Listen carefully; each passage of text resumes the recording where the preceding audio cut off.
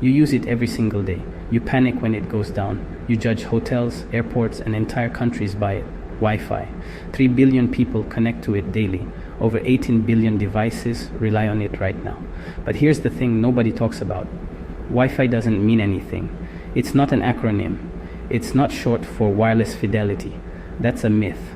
And the real story of how it got its name, it involves a branding agency, a room full of nervous engineers, a list of bizarre rejected names, and one of the most successful marketing tricks in the history of technology.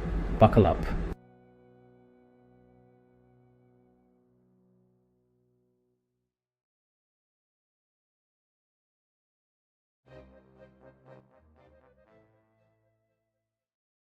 To understand why Wi-Fi is called Wi-Fi, you need to go back to the late 1990s. The internet was exploding. People were getting online, but they were chained to their desks by Ethernet cables. Wireless networking existed, but it was a mess. Different manufacturers made devices that couldn't talk to each other. There was no universal standard. It was chaos. Then in 1997, the Institute of Electrical and Electronics Engineers, the IEEE, approved a standard. They called it IEEE NO2 synchron only for name highly 11. That standard defined how wireless local area networks would operate. It was brilliant engineering. It was also one of the most unmarketable names in history. Imagine walking into a Best Buy in 1999 and asking a sales associate for a device compatible with IEEE 802 non-1B direct sequence.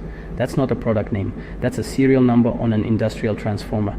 Nobody was buying it. Literally, consumers had no idea what it was. The technology was ready. The market was not. And the reason? Nobody could explain it in plain English.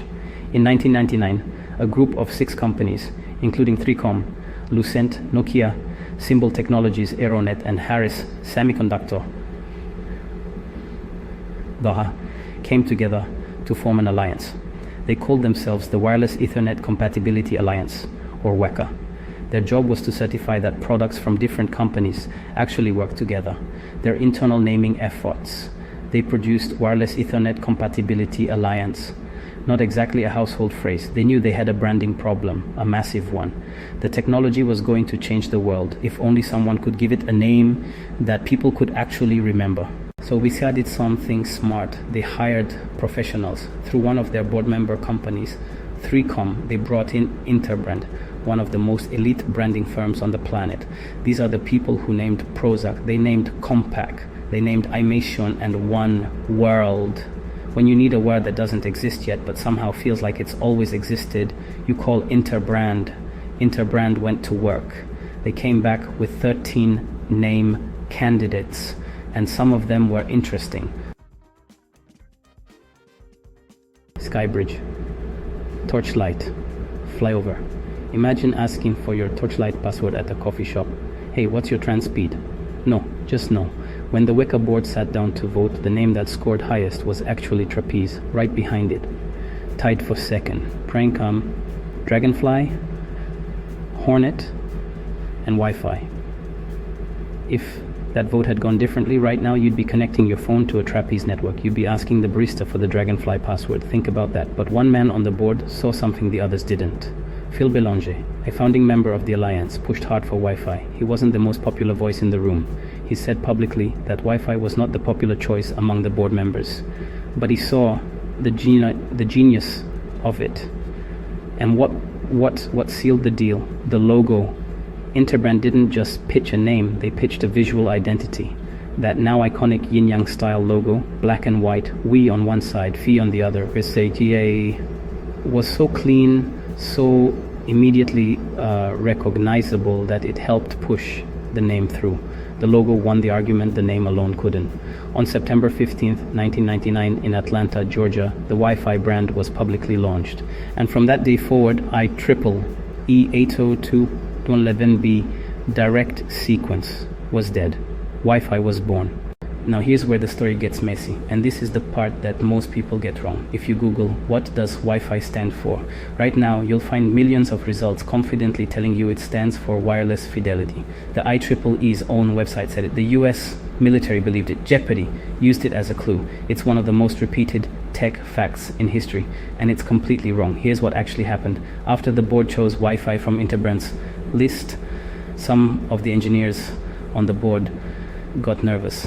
These were technical people, brilliant, but not marketers. They couldn't stomach putting a name out into the world that didn't mean anything. It felt irresponsible. It felt empty. So they pressured the group into adding a tagline, a safety net. They compromised on the standard for wireless fidelity. Phil Belanger has called this, in his own words, a mistake, and when you break it down, he's right. The standard, the Wi-Fi Alliance never created standards. That was the IEEE's job. Wi-Fi was about interoperability, certification, and branding. Wireless fidelity, what does that even mean? Fidelity to what? In audio, high fidelity means faithful reproduction of sound. Wireless fidelity doesn't translate to anything. It was, as Belanger put it, a clumsy attempt to find two words that matched the syllables we and fi, nothing more. The tagline appeared on early marketing materials, hats, golf shirts, for about a year, around 2000. Then, as the alliance grew and brought in actual marketing professionals from bigger companies, they killed it, quietly. The tagline disappeared, but the myth was already loose. And 26 years later, it's still everywhere. So let me say this one more time, as clearly as I can. Wi-Fi does not stand for wireless fidelity. It doesn't stand for anything. It is a made-up brand name created by a marketing agency because IEEE 802.11b direct sequence was killing the product. But naming is only half the story. Where did the technology behind Wi-Fi actually come from? The answer starts in one of the most unlikely places on Earth, the Hawaiian Islands.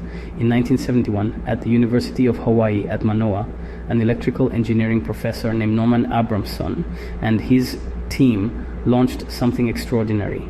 They called it ALOHAnet, short for Additive Links Online Hawaii Area. It was the world's first wireless packet data network.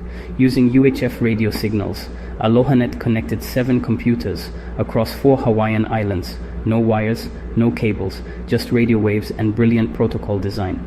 ALOHAnet introduced a concept called Random Access Protocol.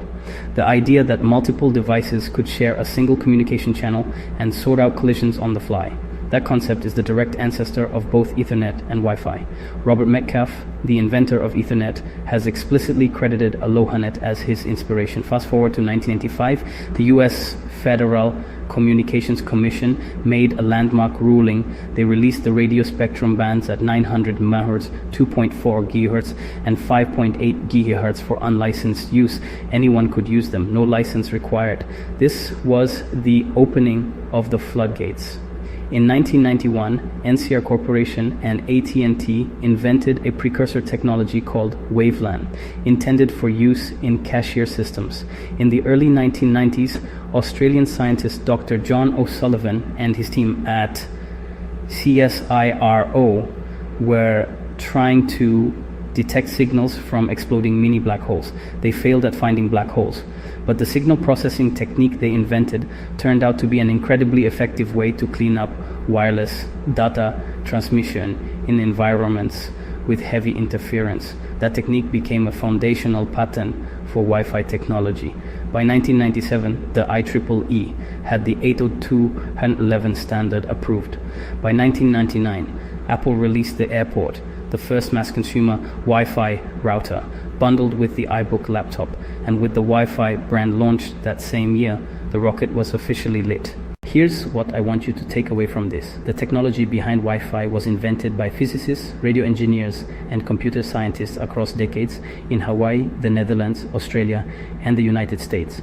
It was standardized by the IEEE. It was certified by an alliance of corporations. But none of that would have mattered if they'd kept calling it IEEE 802.11b direct sequence. Wi-Fi is proof that naming is not decoration. Naming is strategy. The right two syllables paired with the right logo turned an obscure networking protocol into a word that every human on the planet understands. It became more universal than brand names with billion-dollar marketing budgets. Wi-Fi is not a company, it's not a product, it's a certification mark, and yet it's treated as a fundamental utility like water or electricity. Interbrand didn't invent the technology, but they gave it a name that let the technology reach the world. And Phil Belanger, the one board member who championed a name everyone else thought was too abstract, too meaningless, he was right. Wi-Fi doesn't mean anything, and that's exactly why it means everything. So the next time someone confidently tells you Wi-Fi stands for wireless fidelity, now you know the truth. It was a branding masterstroke born from a room full of engineers who were smart enough to admit they needed help with marketing. If this video surprised you, smash that like button. Subscribe if you want more deep dives into the hidden stories behind everyday technology. And drop a comment. Did you think Wi-Fi stood for wireless fidelity before watching this? Be honest, I won't judge.